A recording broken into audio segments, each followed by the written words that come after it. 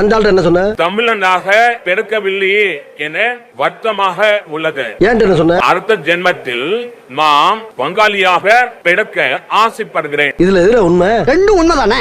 ஆக மொத்தம் 2 குத்து. 2 குத்துனே. மூணாவது குத்து நான் குத்தவா? குத்துனே உன் கையை தரோம். எல்லா கட்சிக்காரும் காசு வாங்குறது, எல்லா கட்சிகளையும் போறது. பகை இல்லாம போறீங்களா?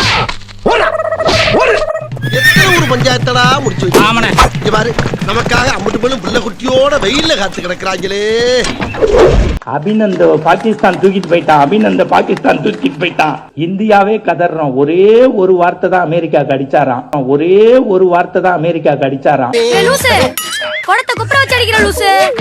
இன்னும் 48 மணி நேரத்துக்குள்ள எப்படி தூக்கிட்டு போனீங்களோ அப்படி வரலன்னா வரைபடத்துல பாகிஸ்தான் இல்லாம பண்ணிடுவேன்னாராம்.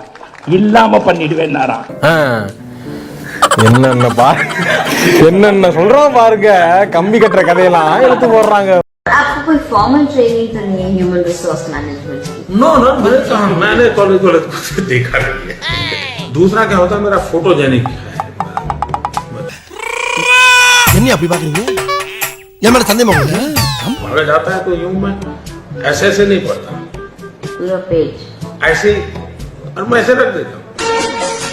मेरे हालात ऐसे कि मैं कुछ कर नहीं सकता।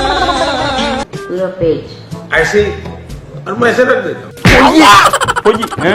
குடிச்சிட்டு வந்துட்டு பொய். अब कांग्रेस पार्टी क्या करने जा रही है मैंने आपको बताया. अब मैं आपको दिखाने जा रहा हूं बीजेपी क्या करने जा रही है.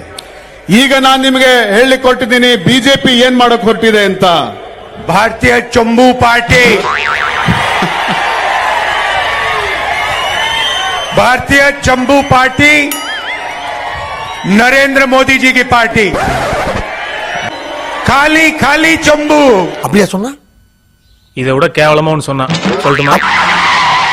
பாஜக வேட்பாளரின் பக்கா ஸ்கிரிப்ட்.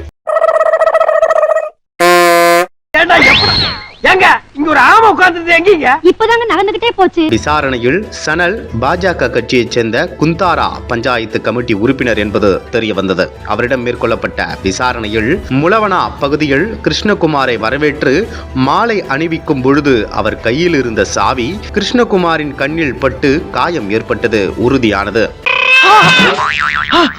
இதனிடையே பாஜக வேட்பாளரும் நடிகருமான கிருஷ்ணகுமார் தன்னை சிபிஎம் கட்சியைச் சேர்ந்தவர் தாக்கினார் என குற்றச்சாட்டை முன்வைத்தது பொய் என்பது தெரிய வந்தது. நல்ல வேலை எங்களுக்கு ஒரு தலைவர் இருக்கான்னு சொன்னா எங்களை அடிக்காம விட்டாங்க.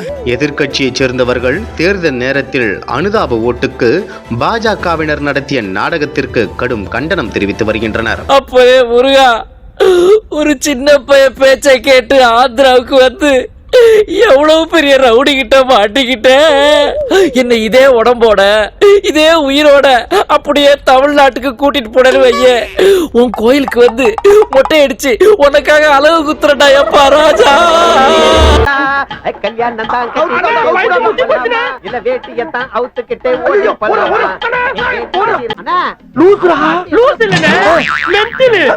நல்ல வேலை மாப்பிள்ள ஸ்கூலுக்கு போக மாட்டேன் நடம்பிடிப்ப அடுத்து ஸ்கூலுக்கு அனுப்பிச்சு விட்டாங்க. அதனாலதான் நல்லா படிச்சு காலேஜுக்கு போனேன். காலேஜுக்கு போனாலதான் வேலை கிடைச்சு வெளியூருக்கு வந்தேன். அப்படி மட்டும் நடம்பிடிச்ச எனக்கு ஸ்கூலுக்கு அனுப்பாம இருந்தேன்னு வச்சுக்கவேன். என்ன ஆயிருக்குமா? பாவா வாங்க பாவா போய் சீட்டு விட்டு போட்டு வருவோம். சீட்டு பாவா. மைனே எந்த பிள்ளை நீ டவுசர் போட்டு போகுது. மாப்பிள்ள வண்ட சுருன்னு 100 ரூபா போட்டு என்ன கல்யாணம் வச்சிருக்கியாம்ல சரகருக்கு வாங்கி போடு. காசு இல்லையா? வாங்க அவனுக்காவது போனை போட்டு அமைப்போம். அடப்படப்பா போடுவோம். என் பயிலுதான் வேலைக்கு போகணுமா? வேலைக்கு போற பிள்ளையா பார்த்து கல்யாணம் பண்ணி வைங்க. என்ன வெளியூருக்கு போகுன்றீங்க? இன்னொருத்தனு கீழே வேலை பார்க்க சொல்றியா? தலைவா ஒரு 50 ரூபா மாத்தி விடுறீங்களா? நம்ம ஊர்ல நான் தான் மாப்பிள்ள நல்லா பலபலன்னு இருக்கீங்க. ஒரு 20 ரூபா இருந்தா மாத்தி விடு. அப்படிதான் இருப்பேன் நான். எனக்கு கீழே தான் எல்லாருமே. புத்தனி எல்லாம் ஒரு ஆளு என்னடா சட்டை ஆளு வேண்டா காசு கேட்டா நிலக்கார அவனுக்கு ஊண்டி விட்டுரு தூக்கி. எல்லா பேரும் டாக்டர் ஆகு, ஒரு நோயாளி வர மாட்டான். ஆறுமுகம் இங்க இருக்கே டாக்டர் ஆறுமுகம், கிளினிக்கில் தான் இருக்கேன். என்ன பண்றீங்க? சும்மா தான் இருக்கேன். இங்க வாங்க, நானும் சும்மா தான் இருக்கேன். ஆளுக்கு ஒரு ஊசியை போட்டு போட்டு விளையாடுவோம். எல்லாரும் டாக்டர் ஆனா நோயாளி யாரா? சிக்கனா சீமான வச்சு செஞ்சுக்கிட்டே இருக்க. சீமானண்ணா வணக்கம். திராவிடம் இல்லாத ஒரு தமிழ்நாடு உருவாக்கணும். என்னால முடிஞ்ச நிதி அனுப்பிச்சு விடுறேன் எனக்கு கூகுள் பேல. நான் போய்கிட்டு இருக்க பாதை கரெக்டா தப்பான்னு எனக்கு தெரியாது. ஆனா ஒண்ணு மட்டும் எனக்கு நல்லா தெரியும். நான் கை வச்ச இடம் தப்பு இல்ல.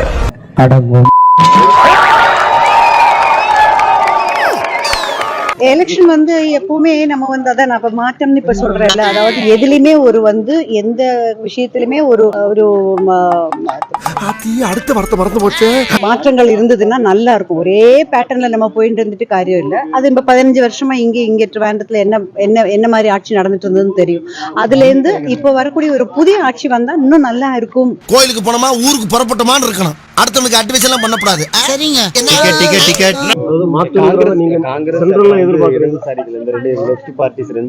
தாண்டி பிஜேபிக்காக தாமரை விரியனம் தான் ஆசை.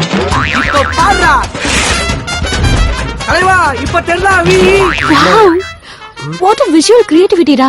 சான்ஸ் இல்ல. விரியனம் அப்படிங்கிறது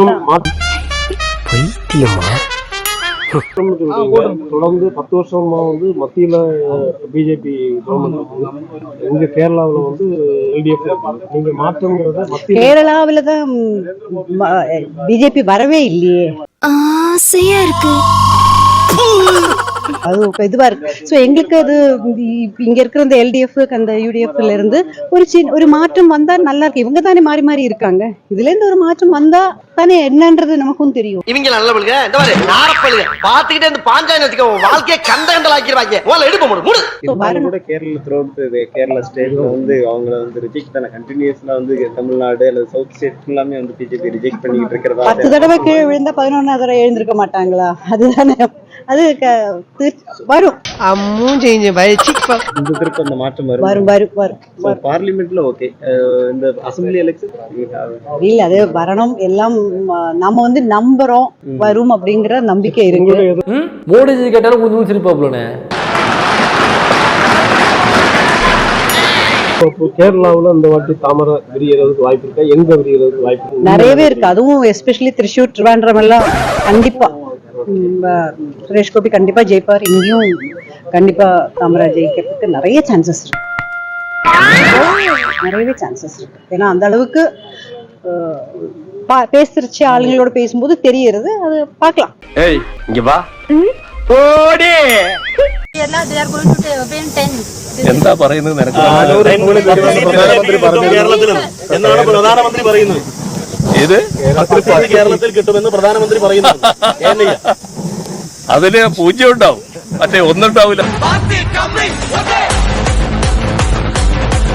அப்பதானே நமக்கு ஒரு மாற்றங்களை பத்தி நம்மளால புரிஞ்சுக்க முடியும். வந்தாதானே நமக்கு தெரியும் அதெல்லாம் என்ன ஏதுங்கிறது. சோ அது புதுசா இந்த 15 வருஷமா இருக்கிறத தவிர வேறொரு நல்லொரு ஆட்சி வரும் அப்படின்ற ஒரு நல்ல என்ன சொல்றது மனசுல உறப்பு நல்லா இருக்கு. மக்களை மூளை செலவை பண்றதுக்காக 4 டிபார்ட்மெண்டா வேலை செய்யறாங்க பாஜக. முதல் department racial and religious pride. ஐயா நம்ம மண்ணு வீர விளைஞ்ச மண்ணையா, வீர விளைஞ்ச மண்ணு. ஒரு சாமானியனை மாத்துறதுக்கு எடுத்த உடனே வெறுப்பு பிரச்சாரங்களை பண்ண மாட்டாங்க. அதுக்கு பதிலா அவனை இனப்பெருமை, ஜாதி பெருமை, மத பெருமை பக்கம் திசை திருப்புவாங்க. அப்போதான் பாஜக வலையில சாமானியனை சிக்க வைக்க முடியும்.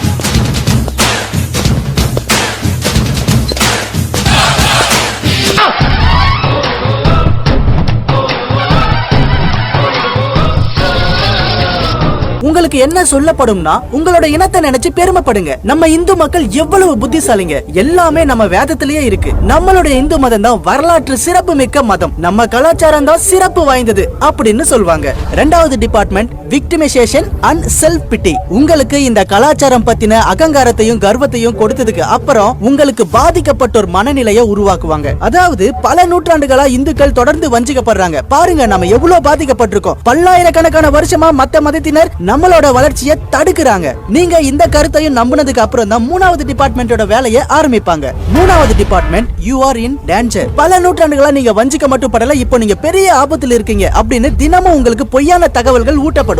இங்க பாருங்க, அவங்க உங்களை வீட்டுக்குள்ளேயே வச்சு கொன்னுடுவாங்க. நம்ம சாதுக்களை எப்படி கொன்னு இருக்காங்கன்னு பாருங்க. இது உங்களுக்கும் ஒரு நாள் நடக்கும். இப்படி பண்றவங்க யாரு? Muslims, Christians, Khalistani. பிஜேபி எதிர்க்கிற எல்லாரும் இவங்களுக்கு சப்போர்ட் பண்றாங்க. காங்கிரஸ், ஆம் ஆத்மி, மத்த எதிர்க்கட்சிங்க, இடதுசாரி இயக்கங்கள், urban Naxals, George Soros, Pakistan, China, USA, Russia, எல்லா இன்டர்நேஷனல் ஏஜென்சிகளும் எல்லாமே உங்களுக்கு எதிராக தான் செயல்படுது. நீங்க ஆபத்தில் இருக்கீங்க அப்படிங்கிற பயத்தை உங்களுக்குள்ள விதைச்சதுக்கு அப்புறம் டிபார்ட்மெண்ட் 4 தான் உங்களை காப்பாத்த போகுதுன்னு உங்களையே நம்ப வைப்பாங்க. 4வது department the cult of Modi. யார் உங்களை காப்பாத்துவா? மோடி வந்து தான் காப்பாத்துவாரு. மோடி தான் நம்ம பாதுகாவலர் அப்படின்னு இந்த வாட்ஸ்அப் மெசேஜ் எல்லாமே உங்களை நம்ப வைக்கும். மோடி மனுஷனே இல்ல, கிருஷ்ணரோட அவதாரம், ராம அவதாரம். பெரும்பாலும் தேர்தலுக்கு முன்னாடி இந்த 3வது 4வது டிபார்ட்மெண்ட் தான் முக்கியமான வேலையை பார்க்கும். உங்களுக்கு வாட்ஸ்அப்ல இந்த மாதிரி நிறைய மெசேஜஸ் வரும். இந்துக்களையும் இந்து மதத்தையும் காப்பாத்தணும் அப்படின்னா பாஜகவுக்கு வாக்களியுங்க. இதை நியாயப்படுத்துற விதமா நிறைய கதைகளையும் உருவாக்குவாங்க பாஜக. முதல்ல இருந்து சுருக்கமா சொல்லணும்னா கிரோனாலஜி சமஜியே. டிபார்ட்மெண்ட் 1 நீங்க ஒரு இந்து மகான். டிபார்ட்மெண்ட் 2 நீங்க பல நூற்றாண்டா ஒடுக்கப்படுறீங்க. டிபார்ட்மெண்ட் 3 நீங்க ஆபத்துல இருக்கீங்க. டிபார்ட்மெண்ட் 4 மோடியாலையும் பிஜேபியாலையும் மட்டும்தான் உங்களை காப்பாற்ற முடியும். இந்த எமோஷனல் ரோலர் கோஸ்டர்ல உங்களை மாட்ட வச்சிருவாங்க.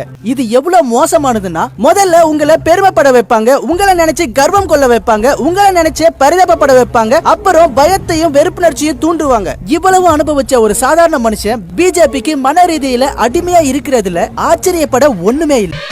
ஐயோ, அங்க பார்த்துட்டு அப்படியே நம்மள பாக்குறாங்களே. கிரியாளா உடம்பு இரும்பாக்கிக்கடா, உடம்புல ஆரம்பிச்சு வெளுத்து வாங்க போகுது. Educated parent is a very important aspect of caste.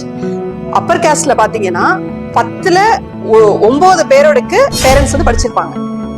But எஸ்டில பாத்தீங்கன்னா 10ல 5 பேரோட பேரண்ட்ஸ் வந்து படிச்சிருக்க மாட்டாங்க. எழுத படிக்க தெரியாது. சரியா? சோ அது குழந்தை பிறக்கும் போதே அது எழுத படிக்க தெரியாத அம்மா அப்பாவுக்கு பிறக்குது.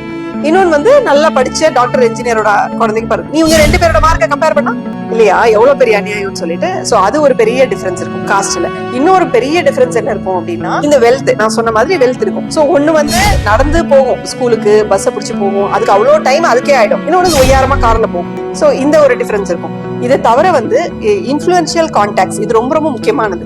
ஃபார் எக்ஸாம்பிள், இவ்வளவு ரிசர்வேஷன் வந்ததுக்கு அப்புறமே சிவில் சர்வீஸ்ல இருக்கக்கூடிய ஹையர் பொசிஷன்ஸ், சிவில் சர்வீஸ்லயே நிறைய இருக்குல்ல, அதுல இருக்க ஹையர் பொசிஷன்ல 93% is still with general category. So நீங்க ஜெனரல் கேட்டகரியோட பிள்ளையா பிறக்கிறீங்கன்னா, நீங்க பிறக்கும் போதே உங்களுக்கு பேர் வைக்கிற ஃபங்க்ஷனுக்கே 2 ஐஏஎஸ் ஆஃபீஸர் வருவாரு, 2 கலெக்டர் வருவாரு, 2 பெரிய பிசினஸ் பீப்புள் வருவாங்க. இந்த மாதிரி இருக்கும். அந்த குழந்தைய ரிசீவ் பண்ணும்போதே அப்படி. இன்னொன்னு, அனாத மாதிரி கவர்மெண்ட் ஹாஸ்பிட்டல்ல அழுதுகிட்டே இருக்கும், அதை பார்க்க கூட ஆள் இருக்க மாட்டாங்க. அந்த மாதிரி இருக்கும்.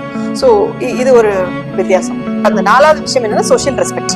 சோஷியல் ரெஸ்பெக்ட் என்னன்னா, இப்ப வந்து ஒரு தலித் குழந்தைக்கு பாத்தீங்கன்னா பேரே பாவாடைன்னு வைப்பாங்க.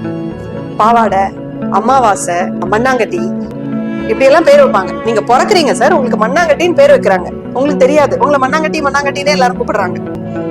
அப்ப உங்களுக்கு எப்படி இருக்கும்?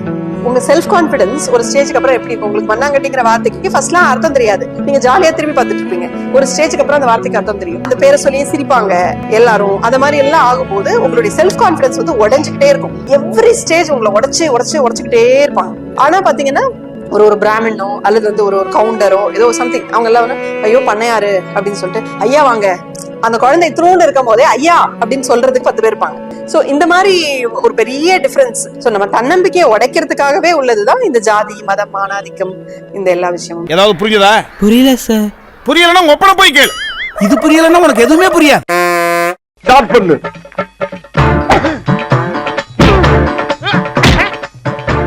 இங்கிட்டு வா. அப்படியா? படைக்கலடி மண்டையில மட்டும் அடிச்சிடாத, குலக்கேசல் உள்ள போயிருவேன். சரியா? உங்க வீட்டு பிள்ளையா நினைச்சு எல்லாரும் என்னை மன்னிச்சிருக்க.